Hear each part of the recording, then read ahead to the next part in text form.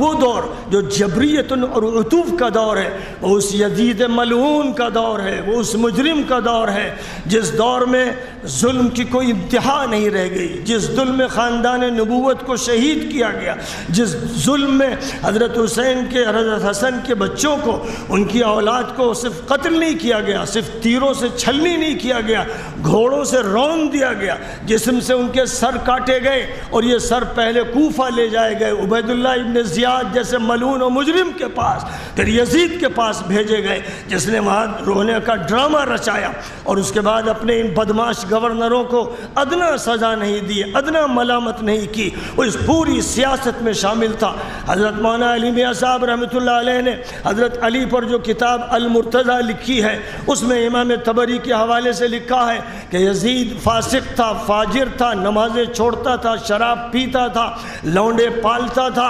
اور کتے پالتا تھا۔ یہ مولانا علی میاں صاحب کی عبارتیں ہیں جو امام طبری سے نقل کرتے ہوئے المرتضیٰ میں لکھی ہیں۔ آج ایسے لوگ بھی ہیں جو اپنے کو محدث کہتے ہیں، اہل حدیث کہتے ہیں، وہ یزید کی صفائی پیش کرنے کے مجرم ہیں۔ میں نے ایک رسالے میں دکھایا کہ جتنے بھی بڑے بڑے علماء ہیں سب کے سب یزید کو فاسق تو کہتے ہی ہیں، اور ان میں بڑے علماء ملعون بھی کہتے ہیں، اور میں ملعون سے کم لفظ اس کے لیے درست نہیں سمجھتا۔ وہ اور اس کی پوری جماعت، اس کا پورا ٹولہ ملعونوں کا ٹولہ تھا۔ آج کے دن میں اسی کو یاد کرنا ہے کہ ایسی حکومتیں جب تھیں، جب ہوں گی، جہاں ہوں گی، آج انہی ملعونوں کی حکومت سعودی عرب میں ہے، امارات میں ہے، مصر میں ہے، بحرین میں ہے، جو علماء کو جیلوں میں ٹھوس رہے ہیں، جو صلحاء کی گردنیں کاٹ رہے ہیں، جو جیلوں میں صلحاء اور نیک لوگوں کو اذیت دے رہے ہیں، جو اسرائیل سے تعلقات بنا رہے ہیں، جو جزیرۃ العرب میں پھر مورتیاں قائم کر رہے ہیں، جو فحاشی کے اڈے بنا رہے ہیں، جو یہ سب جرائم کر رہے ہیں، وہ اسی طرح تاریخ کے مجرم ہیں جیسے کسی دور میں یزید مجرم تھا اور اس کے بعد کے مجرمین تھے۔ امام ابو حنیفہ ہمارے امام ہیں، امت کے امام ہیں، انہوں نے حضرت حسین کے پوتے حضرت زید کا ساتھ دیا جب وہ بنی امیہ کے حکمرانوں کے خلاف نکلے کہ ان کی حکومت توڑ دینی ہے، تو مدینہ منورہ میں امام مالک ساتھ دے رہے تھے اور کوفہ میں امام ابو حنیفہ ساتھ دے رہے تھے۔ امام ابو حنیفہ کو کوفہ کے گورنر ابن حبیرہ نے کوڑے لگائے، سر پر کوڑے مارے،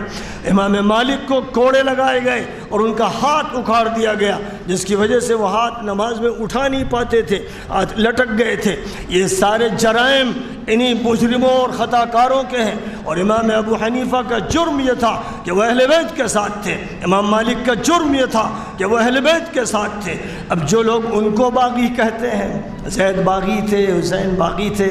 ایسے مجرم خبیث ملعونوں سے بس اللہ ہی نمٹے گا، اور یہ دیکھ لیں گے کہ محشر میں حوض کوثر سے ان کو دھکے دے کر فرشتے بھگا رہے ہوں گے، اور حضور تعجب کریں گے پہلے، لیکن اس کے بعد تعجب آپ کا زائل ہو جائے گا۔ یہ وہ لوگ ہیں، امت میں ان کو پہچان لو، بس اسی طرح پہچان لو کہ ان کا موقف کیا ہے یزید کے بارے میں، ان کا موقف کیا ہے حسن حسین کے بارے میں، ان کا موقف کیا ہے خلافت راشدہ کے دور کے بارے میں، ان کا موقف کیا ہے باغیوں کے بارے میں، ان کا موقف خلافت راشدہ کے بارے میں کیا ہے، اور ملوکیت کے بارے میں کیا ہے۔ اس موقف کو سمجھنا چاہیے اور قرآن کو بنیاد بناؤ اور حضور کی حدیث کو بنیاد بناؤ۔ حضور کی حدیث کو رد کرنے کی جرت اگر کوئی کرتا ہے تو اس سے کہو کہ تو گستاخ رسول ہے، تو منکر حدیث ہے، تو ناسبی ہے، تو گھسپیٹیا ہے، تو اہل سنت کا نام نہاد انسان ہے، اور تجھے قبول نہیں کیا